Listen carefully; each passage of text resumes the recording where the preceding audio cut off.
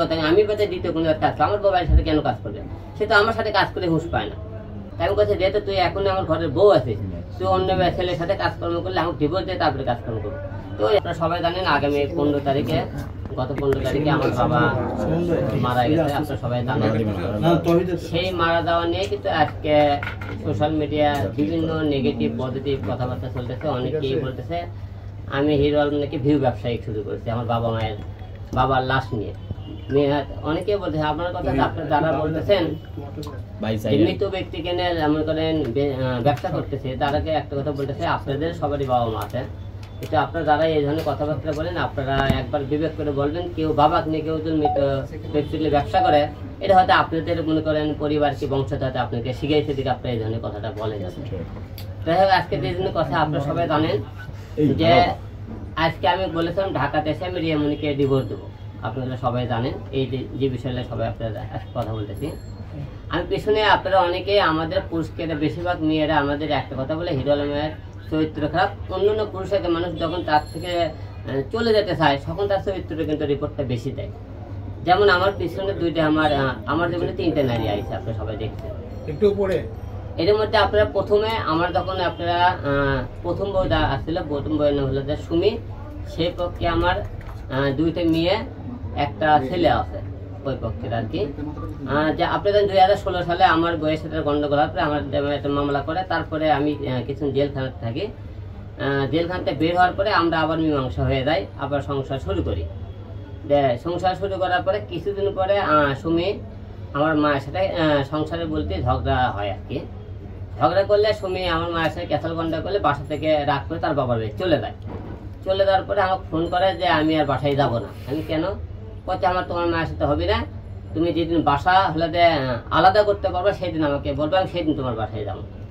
তো মা করতে ঠিক আছে, যেহেতু 2টে বাচ্চা আছে বউ সারার দরকার নেই, গন্ডগোল দরকার নেই, বাইরে পাশে জায়গা আছে তুমি একটা বাড়ি করো।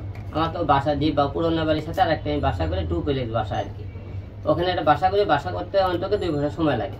এতটার মধ্যে বউ আমার জন্য অপেক্ষা না করে করছে কি, সে আরে একটা ছেলের সাথে সে মনে করে সৌদি একটা প্রবাসী ছেলে সে পরে বিয়ে করছে। আমাকে এদিকে বলছে তোমাকে সময় দেওয়া আছে, আমাকে সে আসবে না আমি বুঝতে পারিনি, সে আমাকে বলছে বাড়ি করো তারপরে তেমনই। এইরকম হওয়ার পরে তারপরে আমি কিছুদিন যাওয়ার পরে আমার জীবনে আসলো নুসরাত মিডিয়াতে আপনি কাজ কাম করতে করতে তার সাথে পরিচয় হয়। নুসরাতের বাড়ি হলে যে দিনাজপুর। নুসরাতের আগে বিয়ে আছে, তার একটা মনে করেন ছেলে সন্তান আছে, নুসরাতেরও বিয়ে হয়েছিল। তারপরে আমার সাথে পরিচয় হওয়ার পরে নুসরাতের আমার বিয়ে হয়। বিয়ে হওয়ার কিছুদিন পরে মনে করেন নুসরাতের সাথে ক্যাসাল গন্ডগোল হয়, সাংসারিকভাবে অনেকেই হয়। তা আমরা দুইজনে 1 মাস মনে করি বিভিন্ন জায়গাতে স্টেজ প্রোগ্রাম করি। আমি নুসরাত প্রোগ্রাম করার পরে হঠাৎ প্রোগ্রাম করে রমজানের একদিন আগে প্রায় আমার 2.5 লাখ টাকা লেখা প্রোগ্রাম করে নিয়ে আসি। নিয়ে আসার পরে ওই দীর্ঘ 8 বছর ধরে নুসরাত করতে কি দেশের বাড়িতে যায় না, তার বাপ মায়ের পরিবার কাছ থেকে যায় না। তাই আমি বলছি এবার ইচ্ছা তুমি তার তোমার বাসায় করবো, ঠিক আছে। তারপরে কথা মালিক কত 50,000 টাকা দাও, আমি বলি তুমি 30,000 টাকা নিয়ে যাও। তো করতেন আমি ভালো তো 50,000 টাকা দেবো, আমি যা টাকা সব টাকা নিয়ে চলে যা, ঠিক আছে। তো পরে আমি করে কি 1,20,000 টাকা নুসরাত আমার কাছে করেন, ওখান থেকে নিয়ে বাসা থেকে আমি গেলাম কিন্তু আমি জায়গা আমি কোথায় মজা করতেছি হচ্ছে গেলাম তাই গিয়ে নুসরাত আমার জীবন থেকে চলে গেল। তারপরে ঠিক রিয়ামণি লাগানো শুরু করলে কি স্বামীর নামে একটা ছেলের সাথে বিভিন্ন জায়গায় দেখবেন যা মনে করে নাচতেছে, মিউজিক ভিডিও করছে, সার্কাস প্যান্ডেল করতেছে। আমি তখন স্বামীর অনেক বিষয়ে ভয় দেখাই, নুসরাতের ভয় দেখাই, ফিরে আনার জন্য অনেক চেষ্টা করছি। আমি বিভিন্ন ভয় ভিতরে দেখানোর পরে ছাড়াতে পারে বিভিন্ন। পরে নুসরাত কিন্তু বাধ্য হয়ে আমাকে ডিভোর্স দিয়েছে। নুসরাত ডিভোর্স দিয়েছে কি কারণে, আমি যখন ওই মুখে কাজকর্ম বন্ধ করতাম তখন কিন্তু নুসরাত আমাকে ডিভোর্স দেয়। নুসরাত ডিভোর্স দেওয়ার পরে তারপরে মনে করি আবার যখন আমি যখন কাজকর্ম যাই, এর মধ্যে রিয়ামণির সাথে ফেসবুকে আমার পরিচয় হলো, দেখি ভালো নাচে ইয়ে করে। তারপরে আমি ওর খবর নিয়ে দেখলাম সে বারে ডান্স করতেছিল বিভিন্ন বারে। ওই মিথ্যা কথা বলতে বার কি আমি চিনি না, আমি ঢাকা শহরে বিভিন্ন বারে আপনারা যাবেন, সে বার চিনে কে চেনে না, আমি ভাটে দেখলে বুঝতে পারবেন। রিয়ামণি মায়ের বোন 2 বোনই বারে ডান্স করে। আচ্ছা গেল। তারপরে ওখানে রিয়ামণির সাথে পরিচয় হওয়ার পরে কিছুদিন পরে রিয়ামণির সাথে আপনার সবাই বিয়ে হয়। বিয়ে হওয়ার পরে তার কিছুদিন পরে রিয়ামণি হাতে মনে করেন দেখে এরকম সংসর্গে ক্যাসাল গন্ড হলে সে একটা ছেলের সাথে নাচ গান করে, ডান্সের ভিডিও করা বেনালে। আমি তাকে মনে করি ফোনে এসব তোমার সাথে কথা হয়নি, আমি বলছি আপনি আমার কাজ আসলে কোনোদিন বলতে পারবেন না, সে আসলে কাজ। তারপরে নুসরাত করলে রিয়া করলে কি কথা ঠিক আছে ভুলে গেছে, আচ্ছা ভুল মাফ করে দিলাম। তারপর হট করে একদিন আরেকদিন করলো কি যে আমি বাড়ি কাওলা থাকতেছিল, আমি থাকতেছিলাম মহানগরে। হঠাৎ করে আমি বাড়ি দেওয়া বন্ধ করে দিলাম। তো এর মধ্যে হঠাৎ করে রাত্রে এক হুট করে করছে আমার ঘুম ধরছে, পুনি বড়তে ফোন ধরে না, ফোন ধরে না কে, তো করতে ঘুম ধরছে, এত সকালে আমি ঘুমাবো। তো তাই করে কেমন কেন এত সকাল তো ঘুমানো সন্দেহ হলো। তারপরে বাসায় গেলাম, বাসায় দেখি রিয়া বাসায় নাই।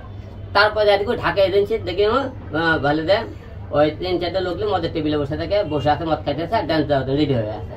তারপরে ঢাকা এজেন্সির ওর মধ্যে যাই পটাশ করতে 3-4টা থাপ্পড় মারা চলে আসলো। নিয়ে আসার পরে আবার মনে করে লোক দিলে পা হাত ধুলে পরে কোরআন নিয়ে আসলো। আমি কোরআন সত্যি কথা দিব না, কোনোদিন কোনো বাড়ি দেবি না, মদ খাবি না, কোনোদিন গান করবি না, কথা ঠিক আছে। পরে কোরআন সত্যি বললো, তার বললো কি মাফ করে দিলাম। মাফ করে দেওয়ার পরে কিছুদিন পরে আবার দেখবেন আমার বাবাতে হসপিটালে মনে করে পড়ে থাকলো, অসুস্থ হয়ে গেল। একটা মেয়ে মনে করি বাবা তার বউ স্বামীর কাছে সবচেয়ে মূল্যবান জিনিস। তারপরে মনে করেন আমি আমার একটা ছোট মেয়ে 13 বছর বয়স, আমি মেয়ে নিয়ে আসলাম কি হলে ঢাকা নিউরোথেন হসপিটালে আসলাম। এর মধ্যে আপনি ওই বলছে আপনি করে কিন্তু যে আপনি হিরো আমি কিন্তু তার বাবার সেবা করছি। আমি বাবাকে যেদিন ঢাকায় নিয়ে আসবো সেই দিন রাত্রিবেলা মনে করেন রিয়া একদিন আগে চলে আসে যে হসপিটাল বাবার সাথে, বাবা আমি হলে ঢাকায় গেছি, আপনি হলে ভালো থাকেন।